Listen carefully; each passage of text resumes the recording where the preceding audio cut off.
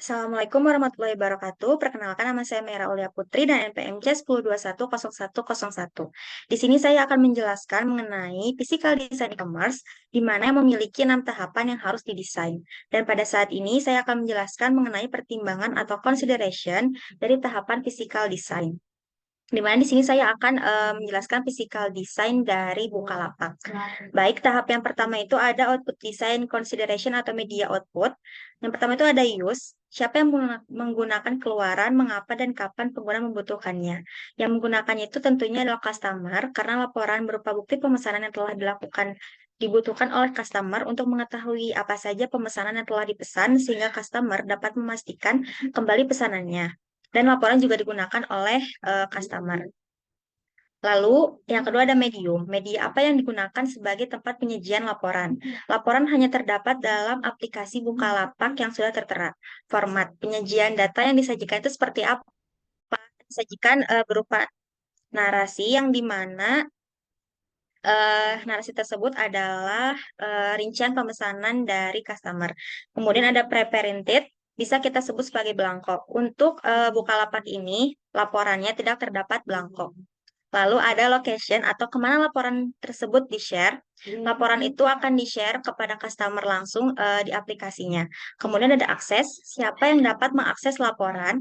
Yang dapat mengakses adalah customer, seller atau penjual, dan juga pihak Bukalapaknya tersendiri. Kemudian ada detail, apakah mengandung unsur-unsur seperti daftar isi atau lampiran. Untuk Bukalapak ini, untuk untuk output desainnya tidak terdapat daftar isi atau lampiran. Kemudian ada timeline, seberapa sering output harus diproduksi untuk diproduksinya itu setiap saat. Kemudian langkah kedua itu ada file and database design consideration. Medium, media penyimpanan data itu berupa apa? Hard file atau disk atau hard drive. Penyimpanannya itu berupa hard file yaitu resi pemesanan dan juga soft file berupa bukti pemesanan yang tertampil dalam aplikasi berupa rincian pesanan. Jadi media penyimpanannya itu ada dua, ada hard file dan juga soft file. Kemudian ada processing mode dilakukan secara manual, batch atau real time. Untuk prosesnya ini yaitu real time atau saat terjadinya pesanan yang dilakukan oleh customer. Kemudian ada maintenance, prosedur apa yang diperlukan untuk memelihara data secara efektif, yaitu dengan meminta autentifikasi dan pemutakhiran data pribadi pengguna, sehingga data dan informasi pengguna itu akurat, lengkap, terbaru, juga termasuk memberhentikan layanan sementara atau memberhentikan layanan tetap. Namun, pengguna juga belum melakukan autentifikasi dan pemutakhiran data pribadi pengguna.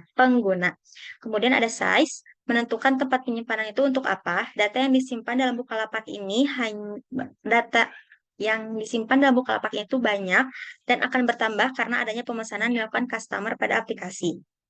Kemudian ada activity level, berapa persen catatan yang akan diupdate, dihapus atau ditambah. Catatan atau data customer ini dapat diupdate, dihapus dan ditambah jika memang diperlukan dan dapat dilakukan oleh customer itu tersendiri.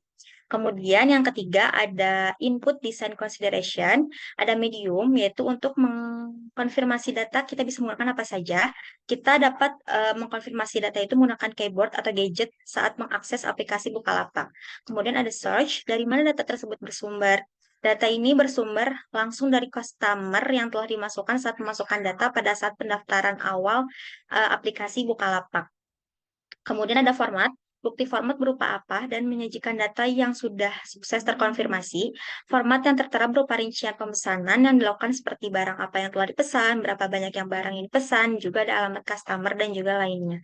Kemudian ada type, berupa data apa yang dimasukkan. Data yang dimasukkan ini tentunya data pribadi atau data diri customer dan data pesanan yang telah dipesan customer.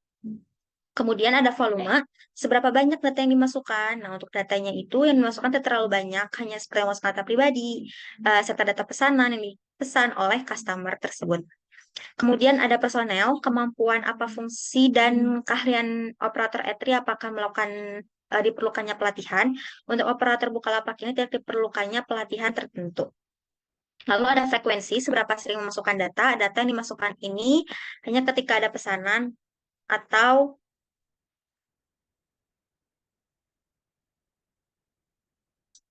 baik untuk data yang dipesan ini tuh ketika ada pesanan atau juga ketika pertama kali login aplikasi ini. Kemudian ada cost, bagaimana biaya dapat diminimalkan tanpa mempengaruhi efisiensi dan akurasi. Tentunya Bukalapak juga memiliki tawaran yang beragam seperti gratis ongkir dan voucher yang dapat digunakan oleh customer Bukalapak. Kemudian ada error detection and correction, apa saja kendala yang sering ada pada pemesanan tersebut dan bagaimana bisa kendala tersebut terdeteksi. Kendala yang sering terjadi itu dalam e-commerce biasanya itu pesanan yang dibatalkan oleh customer atau juga ada data pesanan yang kurang dimasukkan oleh customer. Kemudian yang keempat atau yang D itu ada program desain, yang dimana di sini adalah layar utama dari Bukalapak, aplikasi Bukalapak ketika kita masuk ke dalam aplikasi tersebut. Lalu ada eh, prosedur desain and control design. Yang pertama itu melakukan persiapan dan memilih barang apa saja yang akan dipilih seperti jenis sendal dan ukurannya. Kemudian melakukan transaksi dengan cara melakukan checkout serta memastikan alamat pengiriman dan memilih metode pembayaran yang akan dilakukan oleh customer.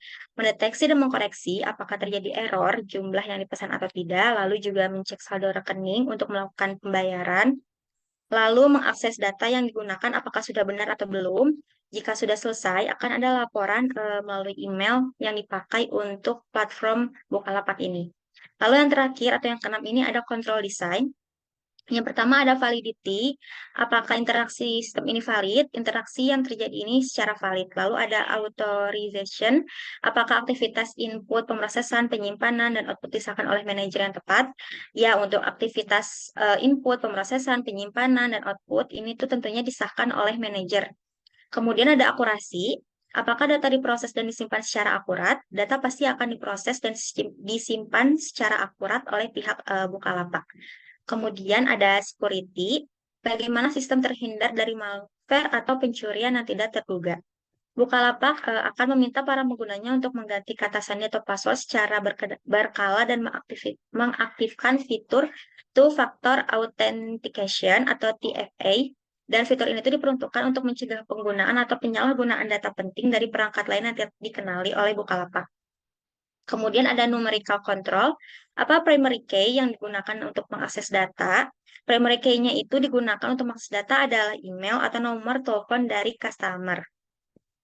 Kemudian ada availability, apakah data tersebut tersedia jika diminta? Data tentunya akan selalu tersedia jika diminta atau dibutuhkan oleh customer, reseller, bahkan pihak Bukalapak. Lalu ada maintainability, apakah sistem tersebut bisa diubah tanpa mempengaruhi yang lain? Sistem dapat diubah jika adanya persetujuan dari pihak Bukalapak. Kemudian integrity, apakah pemrosesan lengkap, tepat waktu, dan akurat. Jika sudah terjadi pemesanan dan terkonfirmasi oleh reseller, maka pemrosesannya akan langsung dilakukan untuk tahap selanjutnya yang lengkap dan akurat. Lalu ada audit trail, apakah setiap transaksi bisa ditelusuri ke dalam dokumen? Bisa, karena setiap transaksi dapat yang dilakukan tentunya akan menghasilkan bukti pemesanan serta bukti transaksi seperti resi. Baik, cukup sekian eh, dari saya. Terima kasih. Mohon maaf bila ada kesalahan. Wassalamualaikum warahmatullahi wabarakatuh.